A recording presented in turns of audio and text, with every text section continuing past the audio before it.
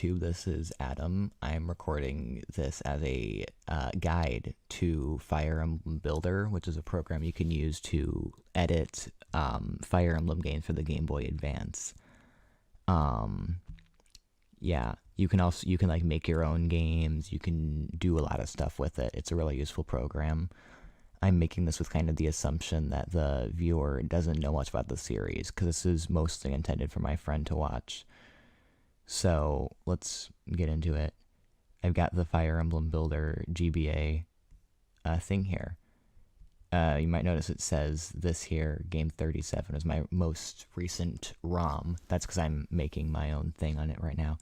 But I can click here and click open other Fire Emblem ROM. And if you search your files here, then if you've got a fresh Fire Emblem ROM with nothing on it, that's the best version to use. Open that up. I'm using Sacred Stones ROM because Sacred Stones is usually the best one to use for these types of things because it has like branching promotion classes. It'll sometimes take a second to start up, but yeah, you got it open here. Set it to full screen. So yeah, this is Fire Emblem Builder. Well, I'm just gonna like walk you through all the important editors because there are a lot here that aren't as useful if you're just doing something basic, but you might want to learn about them eventually if you're gonna do something big like a real ROM hack. So the first editor I'm gonna kind of show you here is the map editor. You use this to like change how a map looks. So what I'm going to do here is you have this over here. Everything over here is the actual map of the chapter. And the things over here is like, it's like a color selector. You select the blocks you're going to use and you can place them. So like I can select this terrain block here and you can just place that everywhere if you want. That's actually what I'm going to do. I'm going to get rid of this mountain because I feel like it. So now we've got this mountain here. Let's get rid of this river because why not? And then yeah, we've got a map here we can use. I'm also going to add a chest up here. And if you drag your mouse, you can highlight a whole section. So I'm going to place that there. And then you can also place like an armory. You can place a house as well. So we can just test out all of these cool things. And then this button up here in the top corner, the yellow button that says write to ROM, this button is very, very important. After anything you do, you write to ROM, because if you don't click that, it won't save anything you do. So you click write to ROM and it says it's written to the address, and you're okay to close it out. So now I've edited the map so it looks like this. So that's basically all there is to the map editor for now.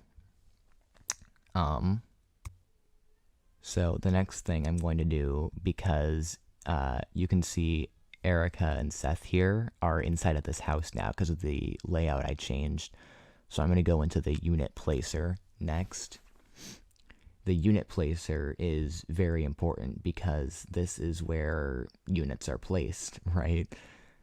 It's like, for example, I can say these are the coordinates that they stand on. They will like move throughout the map like this in the beginning cutscene area.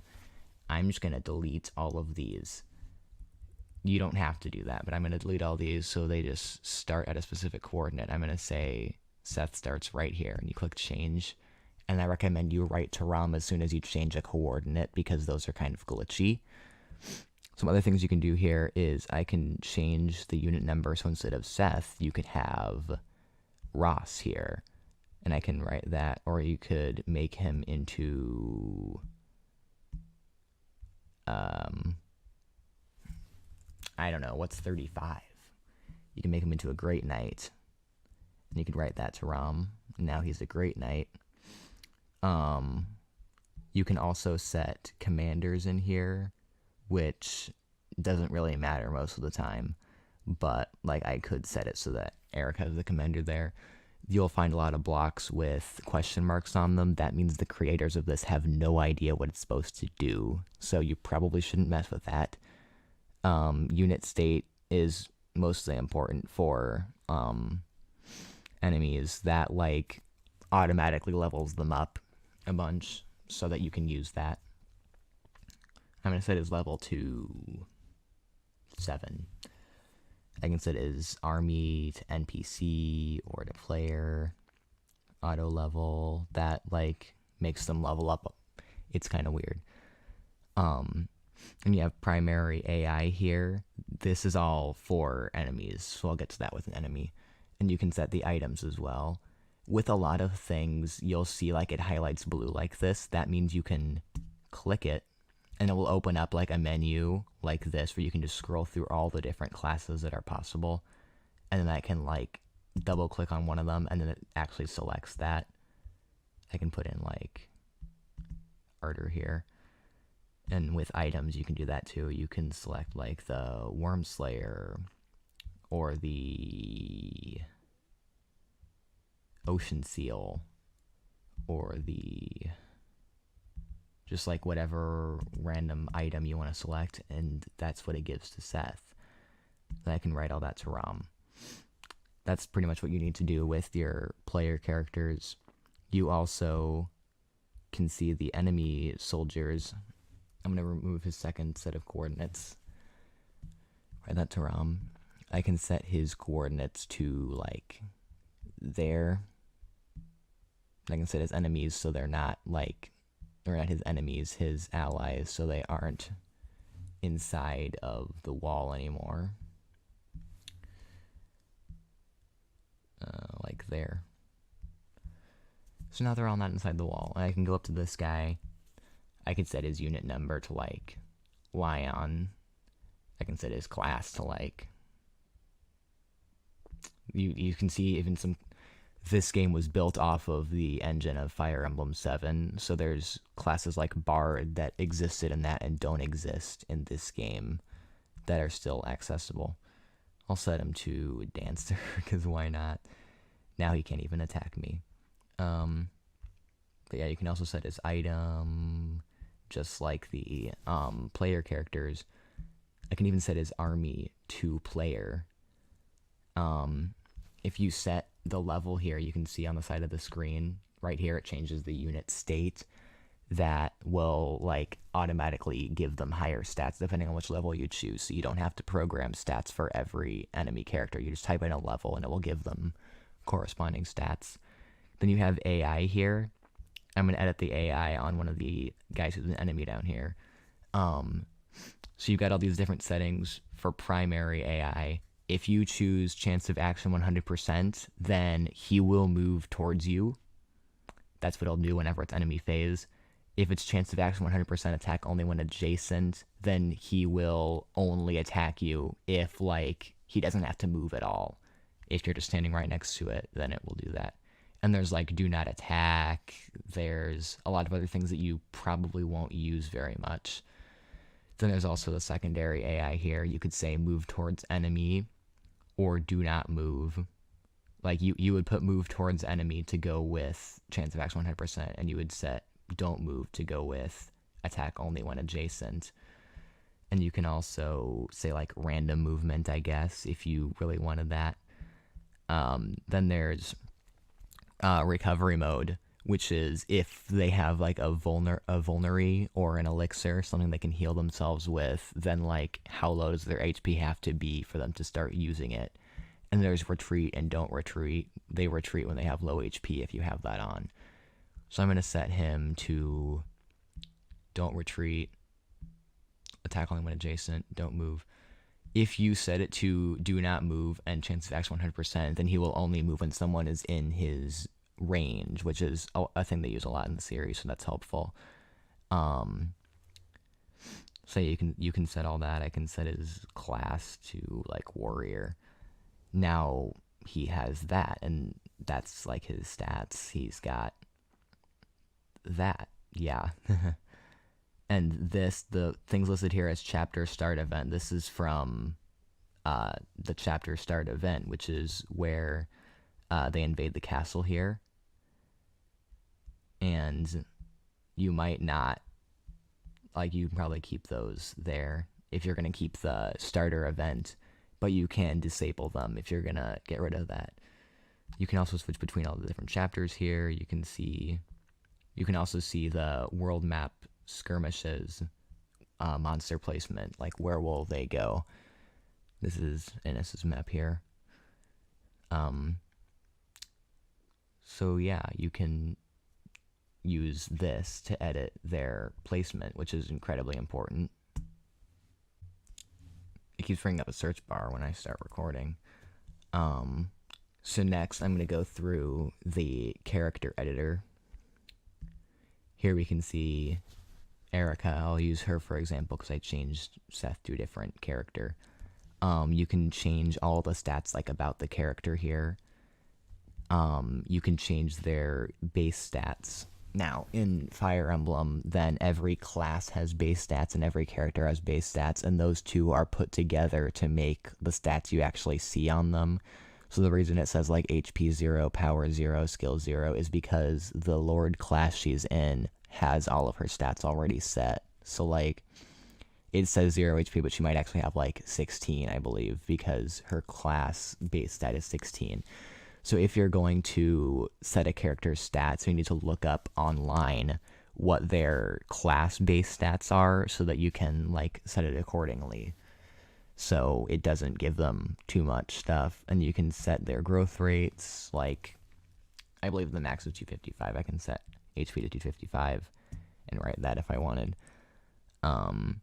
You can set their weapon levels, which determines which types of weapons they can use. I can say she has 100, which is like halfway to B rank in swords, but I could also say like she has an E in bow with a little bit on the bar to grow up to D rank. You can't have a unit with physical weapon ranks and these weapon ranks. I mean, you can, but then you won't. If you have a character with physical ones and magical ones, you'll only be able to see their weapon ranks for one of those two, like, sets, unless you turn on a specific patch, which I'll explain later. And down here you can set their abilities, which is, like, Canto, which is, you can, like, use the rest of your movement that you didn't use if you do something other than attack. And there's, like, Steal, which is open up chests and stuff. There's Dance to give other players another movement.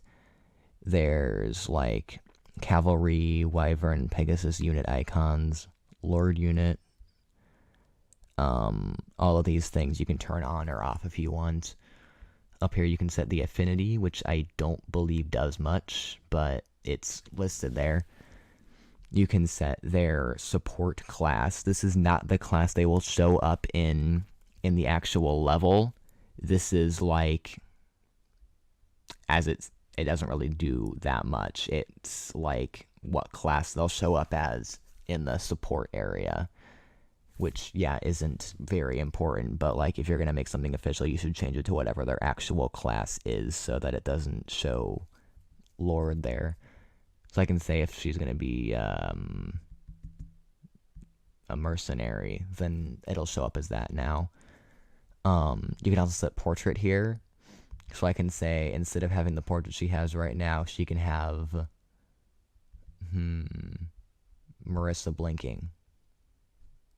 And I can save that as her portrait, and now that's what it's actually going to show up as. And then map portrait, which is just these. Unit palette is also important. If I'm gonna say she's gonna be a mercenary, then I should set this to mercenary, and this mercenaries promote into either heroes or, you gotta scroll through it here because there's no click button. either mercenaries or rangers. So you set hero and ranger as their classes. So now because you've set those there, you can see all of them up here, and you can go through the list of palettes to change them to look how you want. Most palettes only work for a specific unit and like don't work in a lot of classes, so you might have to scroll for a while because for most classes there's only a few palettes that look like a human, which is a bit annoying, but you'll find one looks good eventually. Like this looks like a good palette, and then you can find one for his hero class that looks like that. Like if I type in 31 to match this one, then it doesn't work for the hero class, but like this one does, so I could use that. Or I might just like keep this one the way it is, although you might want to have the colors correspond to how they looked originally, and you can write that so now they'll appear like that in battle. Also up here you can change their name and the details of the character, which I will get into next in the text editor. So also here you can see the class editor. This is just like edit the name of the class, edit the details of the class, which I've already explained with characters. You can set what it promotes to, which is, you can change it to whatever. Generic enemy portrait, like what portrait will the character have if they're an enemy, which it's not a good example to use Ephraim's class because there are no enemies like that. But the Cavalier class, it promotes the Paladin, it has this. Class base stats, you could actually change those to something else if you wanted. Promotion gains, base weapon level, you can set their skills here, their max stats, what the enemies have as their growth rates, and all of that. You also have the item editor here. This is also just kind of like the class editor, something you probably won't mess with unless you're doing something really big. You can change the name of Iron Sword to something else. I guess you could change its ID to something else. I don't think it likes that because there's a red rim around it. You can change what type of item it is, its description, use for staves and items. Then there is all of these things, like you can set it to be brave if you want, and there's a bunch of question marks because they don't know what those do either. Then there's like, does it give you stat boosts, how many uses, how much power, hit, weight, critical, how much does it sell for, what weapon level do you have to be to use it, when used, what does it do, all of these things that you can probably figure out by taking a look at it. You can also set effectiveness here, I guess. I haven't messed with this before, but it's effective against these classes. Yeah. So next up is the text editor. You might have to click on the advanced editors button here to get to it. There might be a lot here. It's a bit overwhelming, but it is in here. You click the text editor. This is every piece of text in the entire game, except for some things like the main logo on the title screen. That's a picture, but most things you can find are just texts in here, like support conversations, other conversations, all of that stuff. You can find it in here, like you got an armor slayer, for example, and you can use the search bar in this tab to find like Erica. This right here is her actual name. I can change that to Jimmy John. Turns out it actually stopped recording because I pressed the end button in Jimmy John. So I'm kind of recording this after, going a bit fast. But I made this conversation down here that you'll see later. It's just an example conversation. You double click and click new edition if there's nothing there, and it will add a piece. At the beginning of the conversation, you have to display the two characters, like in this tab here. You choose the place and you choose the portrait, and you make both characters appear, or more than one, or just one, or however many characters there are. You go into the serif tab, and you can set who's going to talk and say what they're going to say. put a period in parentheses in brackets and an A in brackets after your things so that it works properly.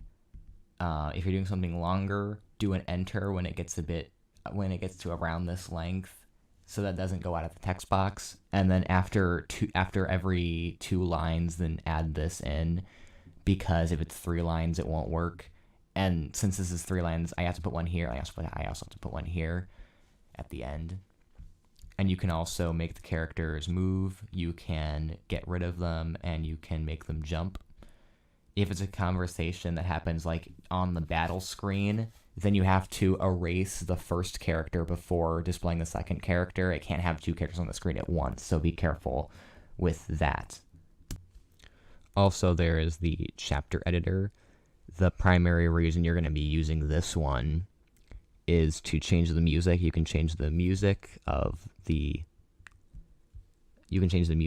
thing. It gave me that error message there because I haven't installed a patch that lets you mess with music a bit. But you can still change like what music plays in this. You can change how much HP destructible walls have if there's any of those in your chapter. You can change the battle backgrounds, the weather. These are all question marks, so probably don't mess with these unless you want to break your game.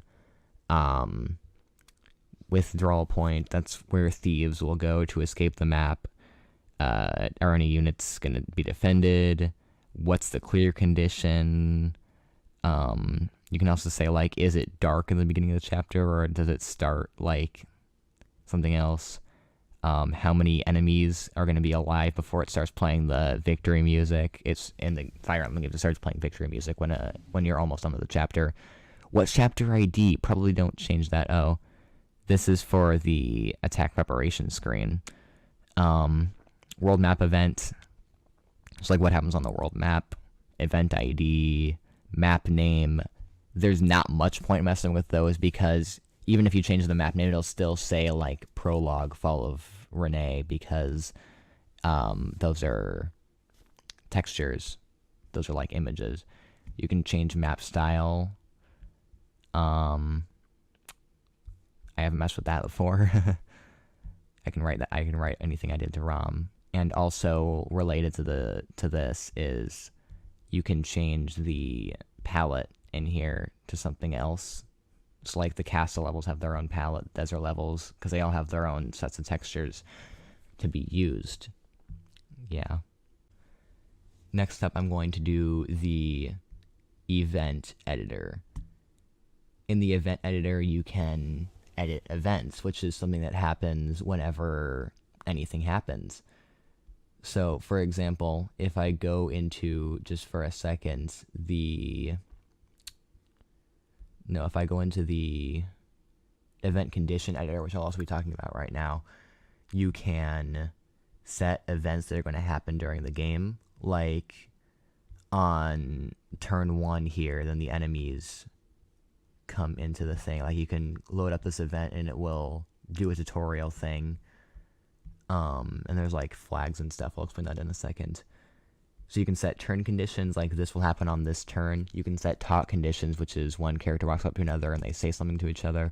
You can set map conditions, which is seize points, chests to open, doors, villages, and homes. I'm actually going to set 2 right now with the extended list button. I can set this number to 2 and it will give me 2 things here. So for a generation type, you can click this, and I'm going to click visit village for this here. Completion flag. This, you are going to want to, just let me read this for a second to help myself remember. Yeah, you're going to want to have an event here. So what I'm going to do is, I believe it was B4C. What event is that? Not the event I'm looking for. Oh, right, I see why. If you're going to want to have a village, you want to make a new event here, and you can click like allocate new event area and define an empty event, and you just click on the event button and you can load it up. So here I have an empty event. The only thing in here right now is event end. I'll click on this and click insert, so it'll make a duplicate, and I can edit this duplicate. what I'm going to do is click commands, and you can do all kinds of things in here. Like you can display text, you can move the camera, you can give items.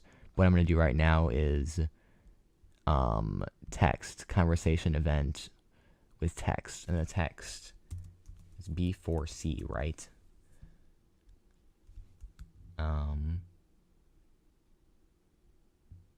It's not the conversation I want. What if I see, I can click this here, and you can see all the text. I was very off on my thing. D4C, I guess not as off as I thought. I can double click this, and it will select the thing I made earlier with Seth and Nimi. I can click change, and it'll set it to that, and it'll show that conversation. I'll click write to ROM, and now that's saved there. So when I enter the village here, it will do that conversation. You can set coordinates for the event. Right there, you can just click on it, and then it'll save the coordinates as being right there, and the type is home. Village center is like the location that thieves, I guess it says thieves, the location that bandits and brigands will move to destroy the village, which is something you can also program. You save this, and now you can almost walk into there. There's something else you have to do. I might be wrong on that. You can also set the chest right here, which I'm going to do. If I want to set the coordinates, I can click one of the coordinate boxes and just click over there, and now the chest location is there. You set a completion flag if you want. That's not really necessary for these. Chest contents, I'm going to make it have brave sword because I feel like it. Type, it's chest contents, and I can save that, and now there's a chest here. Then there's this, which is always condition. This is like chapter, like what's your objective, defeat boss, and it also has like the game over condition here. Then these are labeled peculiar because the people who made this thing, I guess they don't really know what it does. So don't really mess with those. And tutorial, it also says here, has many mysteries. They don't know what it does. So don't really, you can delete out the tutorial events here, or just click difficult or normal mode, and then they'll be fine because it won't mess with that. Then there's player placement, which links you to the unit placer to set their placement. There's player placement when it's hard mode, world map skirmishes, chapter start event, which is the castle being invaded, and chapter end event, which is like whatever dialogue it has at the end. And yeah, you've got all those cool things. I can close out of this, I believe, yeah. Because I'm going to go back to the map editor, and now you can do, this is the wrong map.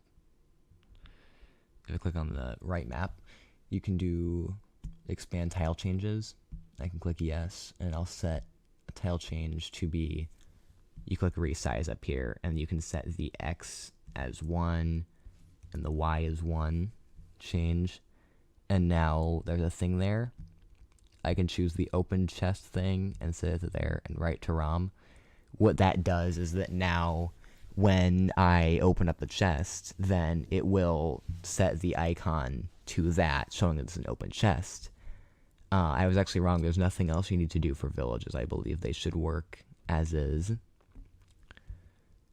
And yeah, you add that to make the chest work. So yeah, it even shows it on this screen. It shows the way it's gonna work, and there's the castle there. So that's cool. In the intro prologue, then when Voltar attacks Seth, it displays this dialogue that he says, and there's like, these are really cool and useful if you want to have like characters talking to their enemies that they're about to fight. And you can also set the like not most bosses, every boss has something they say the first time anybody enters combat with them. So you can add that in for whatever boss characters you have.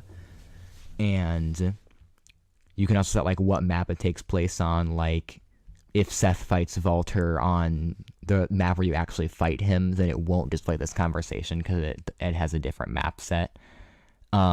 These completion flags are important. I still haven't really figured out how to use them, but if you don't set the right completion flags, then it won't initiate the battle conversation.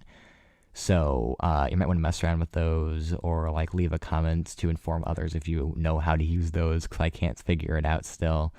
Also, you can see the death quotes editor down here, which is for every character in the game, then what do they say when they die, which seems pretty like explanatory, self-explanatory. They just say this when they die on any chapter. And like you can define which chapter it's on, because like you fight Lion in 21 and in 17, and he has different quotes for the different chapters. There is the image editor, which I haven't messed with either, but it seems that you can like you can edit and put in your own backgrounds, your own images. It'll show during conversations, which it does sometimes in the game.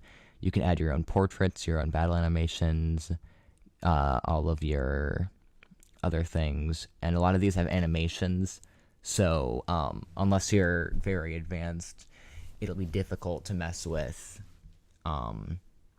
like battle animations. You have to animate a lot of things. Also, if you look up something like preferred size for custom portrait, you can find this post on Serene's Forest, which is one of the biggest Fire Emblem websites. You can see that this is the size that your character's portrait should be if you're going to make a custom portrait. And you put it into this. What you need to do is, this here is the correct dimensions for a portrait. So make your portrait fit inside of this upside down T. So like have the head up here, have the like neck or body down here, and you use some kind of image editor to put the like paste the portrait into there. And you can see this guy down here says a lot of crazy stuff, but it's good because he explains that you take the face, like wherever the eyes and mouth are, and you put it into this box on the side here, and then you put the eyes up there, and then you put all the mouths up there. So you can show what it looks like when their mouth is moving.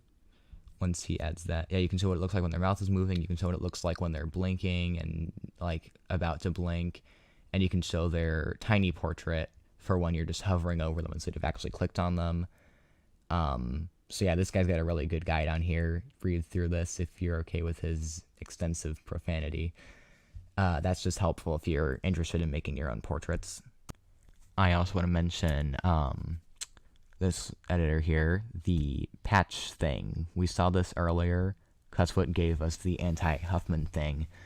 You can use this to, it's basically like mods for Minecraft. You can add anything that somebody's made to this. Like you can, if you want swords that give you status effects like fall asleep, go crazy, can't use magic, you can have those. Or you can have like lose weapon ranks on promotion, or you can change the HP from certain staffs, or like fix glitches from your game. And one incredibly popular one is if you go up here and type skill, you can find the skill systems. Go to the one with the latest date, which is this one here. This gives you skills, which is just like the newer Fire Emblem games. You click right here, you should be able to, yeah, it says it wrote it. So now every character will have their own like skills and personal skills. So now you can use the skill editors here. You can say which units have which personal skills. Every unit has their own personal skill. Which classes have skills, and you can configure what the skills do, which is helpful. Many of the other editors in here are helpful when you're doing a certain thing, but most of them are not going to come up when just making like a for fun thing. Like, you might want to mess with the support conversations, or at least turn them off if you're going to make a thing. You can like change the item icons if you wanted, like make your own custom items. You can set what's sold in shops and armories. You can set a lot of these things, but like a lot of them aren't going to be that important to use a lot of the time. Like magic animation, it's possible to make your own animations for magic tomes, but I don't recommend you try because it's very difficult and glitchy. But I mean, you could if you feel up to it. So there's not much left in here. I just want to show off the working program. So if you load up your emulator here, I use Visual Boy Advance because it's good. You can open up your file for your thing that you've made, and then you can use this. I have a speed up key here, so I'm speeding up the game a bit. So I can click new game, I can click difficult here, and prologue, and then it should play the beginning cutscene here. I can skip this. It's going to play this too. I can skip that. And then it will play animation for the beginning of the chapter. It should, just like normal, play this event because I never disabled it. It's kind of difficult to disable this. You might need to screw around with the like event editors and the unit placer and stuff like that. So you can have this here, and like they still go out here and they still fight Volter. I love this cutscene. It's cool to watch. But yeah, and then they run away to here, and I'm actually curious if it's gonna work. The thing with this program is that it doesn't work a lot. It is incredibly glitchy if you don't know what you're doing, and I don't. So, like for example here, I just realized something. I didn't save any of this, which is why it's not working. Another very important thing, like second most important to writing to ROM, is you need to go up here and click File, Save. I did not do that, which is why my thing did not work. So let me try this again. There's now 2 different copies. Use this one, restart chapter, and even now it'll still work. It'll still do all this. And like for example, now it doesn't function correctly because I changed something, and that's not good. So I'm going to try to figure out what I did wrong. What I'm going to try here is I'm going to erase the units it displays here. And I'm going to try sticking them onto this list, which is something that usually works for me. It makes a duplicate of the one on top. I can just change the army to enemy. I'll see what happens now. Now I should enter this. I can skip all this, skip that. And once again, it still does not work. This is a thing I'm not still the perfection at yet. So it doesn't really work that well. I'm guessing it's because, it tries to make the pirate enemies show up and like walk into the thing, but it's not really doing that, not really working. Instead, I guess I'll show off the game I've been working on right now, just to show you that you can make working games with this if you have like grit and stuff and you keep working through it. Do I have 40 is the most recent. I can open up this copy. I can click new game here in the bottom slot, I guess. I skip these cutscenes, and then after this it will load up this dialogue here. This is like me and my brother and my dog. I'm using placeholder portraits obviously, so it doesn't really look like a dog, but I've set it up so like I got the class. I have, these are personalized stats that I set myself, and there's skills that I gave them, and I assigned pallets, so I always have the dog come down here, and I set the pallets too, so you have this going on. I can like have him do this, attack there, and I can have me as a mage do this, and that happens, and the chapter end, or the phase ends, enemy phase, and everything works, and I can enter this house, and I can get an item from that guy. If I bring my brother Caleb over here, I can enter this house too, and I'm just going to skip this dialogue. I can have this guy show up,